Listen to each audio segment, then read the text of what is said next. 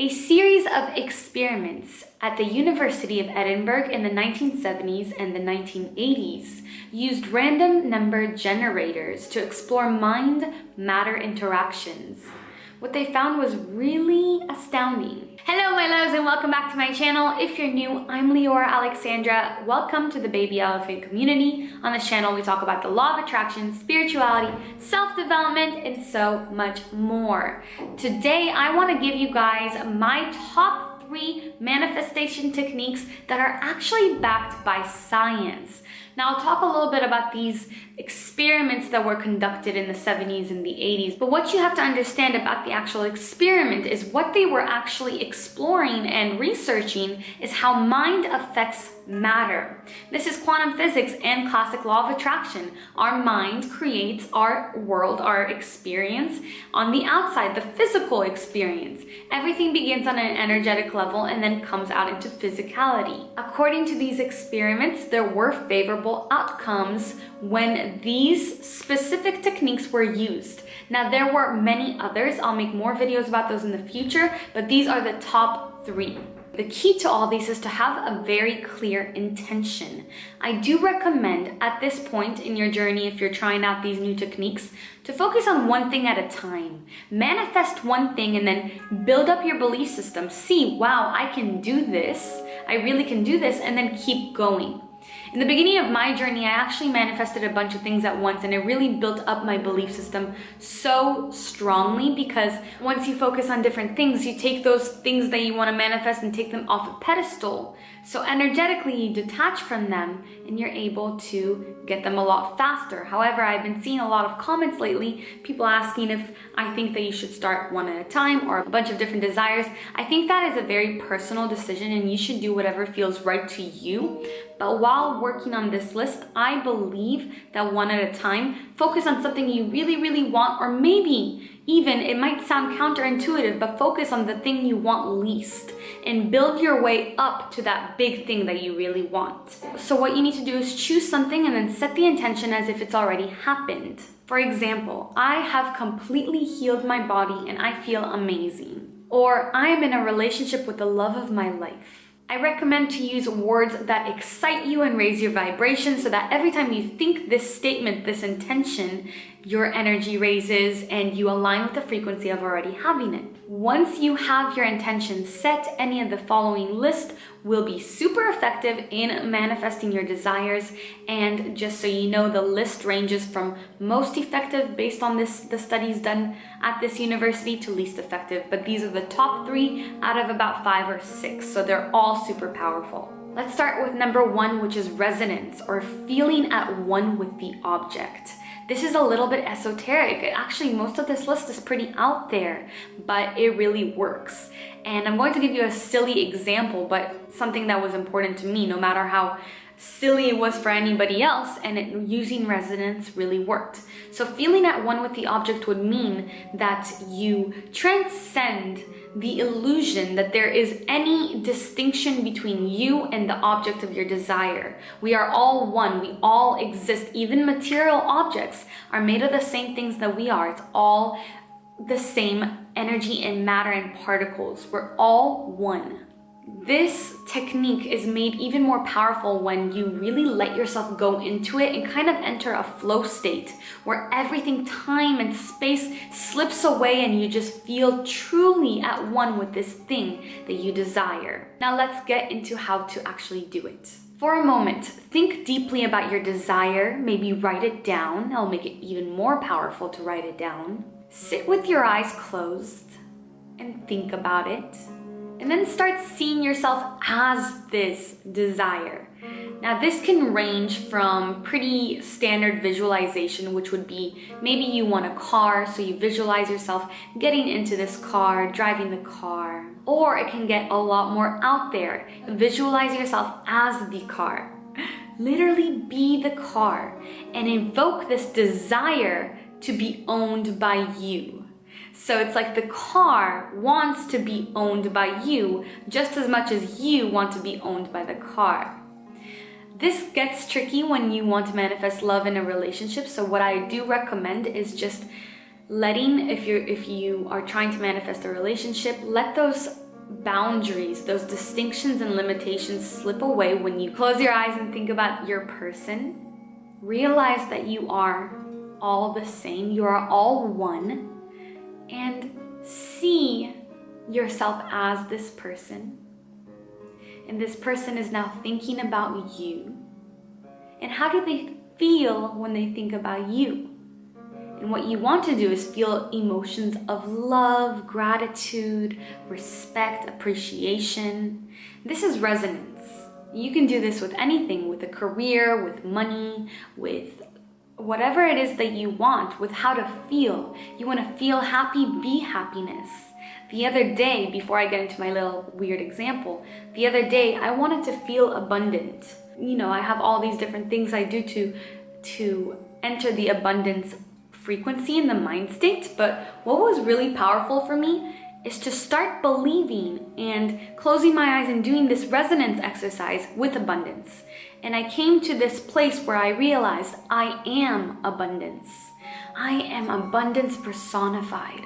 And when I entered that frequency, I just felt so good, and I felt that the boundaries slipping away from thought form and physicality. I am abundance. And that rest of the week was one of the best weeks I've had in the past 6 months. Finance-wise, I was truly so abundant. Now, to explain resonance in another material object, there is this package that I really wanted to receive here in Tulum. And I was not receiving any of my packages, but this was the most important one to me. And I kind of let go of the fact that I wasn't going to receive anything else I had ordered, but I really wanted this package. And I was like, okay, well, I need to manifest it getting here. I literally imagined myself as the package and imagined myself being lifted and being dropped off where I would get it. I imagined it getting safely to me. And sure enough, it did come to me. And it was the only package that has arrived thus far, and I've ordered like 3 or 4 things.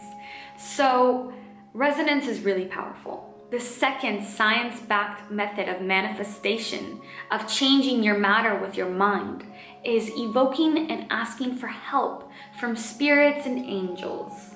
Now, I know that this is very out there and that some people might not feel comfortable with it, but I would like to draw your attention to the fact that you ask, if you sit with God, if you observe any religion, if you talk to God, you are praying, and in that essence, you are asking for things. So when you sit in prayer, or when you sit in meditation and ask for things, you are, really tapping into this method.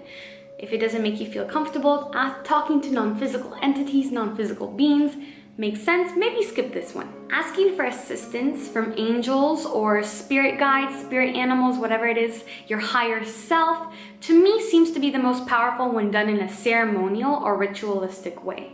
What I do is I sit on my floor to meditate. I light some candles, some incense to honor God, to honor my spirit guides, my angels, my higher self, and myself, of course.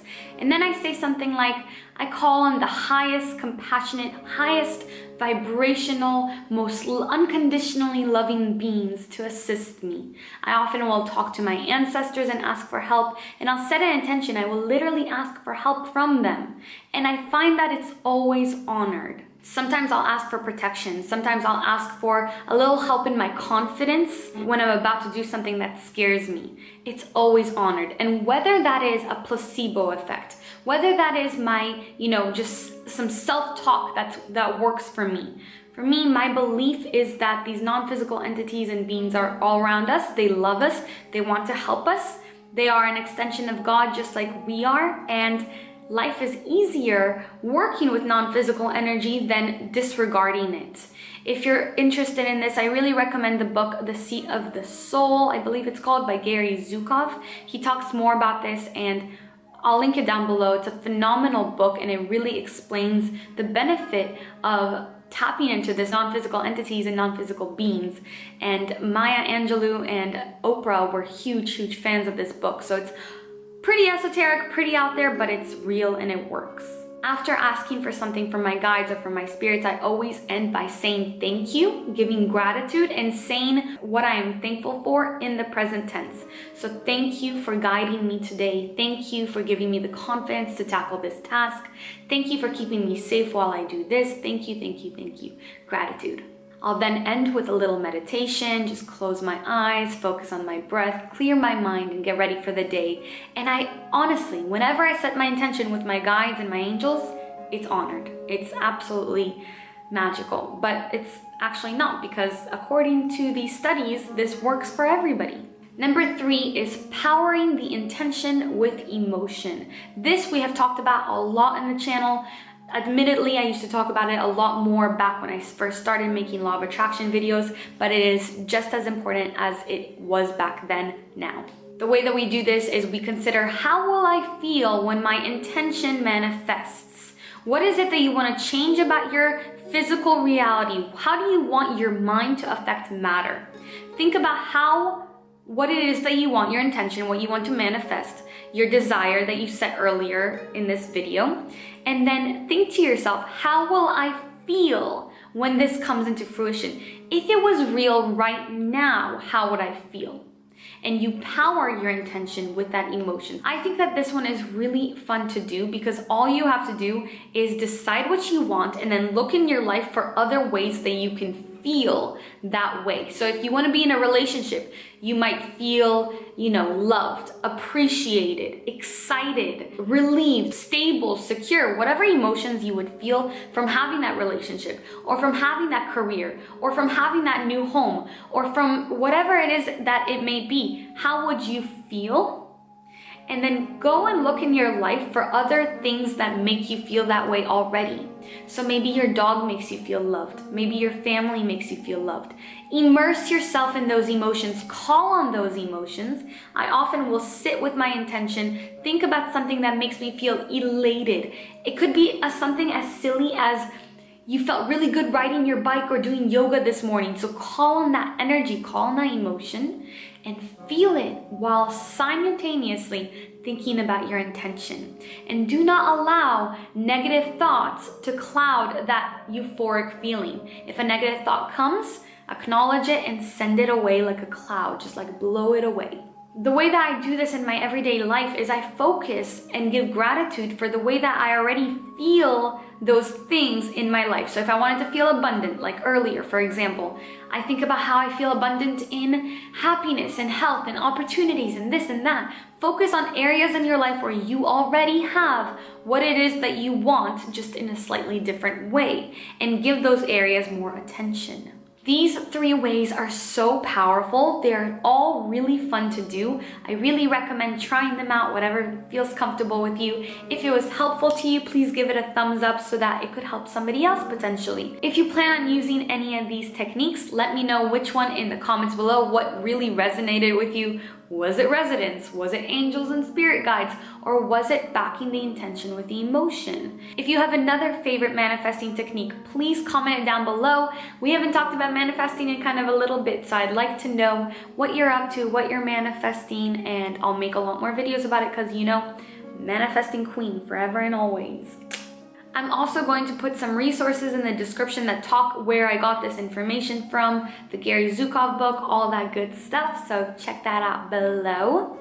Lastly, before I say goodbye, I want to remind you, if you want my free signature heart chakra opening meditation in your inbox, all you have to do is sign up for my email list, and then you get daily emails from me where I talk about spirituality, where I talk about things that I'm doing in my everyday life, how I apply the things that I talk about on this channel in my practical everyday life. I always talk about different lessons that I'm learning. There's a lot of value in the email list. A lot of people really like it. So if you want to sign up for that and get my heart chakra meditation for free, you'll get it upon putting your email and name, and that's in the link below too. Thank you so much, and I hope to see you in the next video. I love you, and as always, keep your vibrations way, way, way up.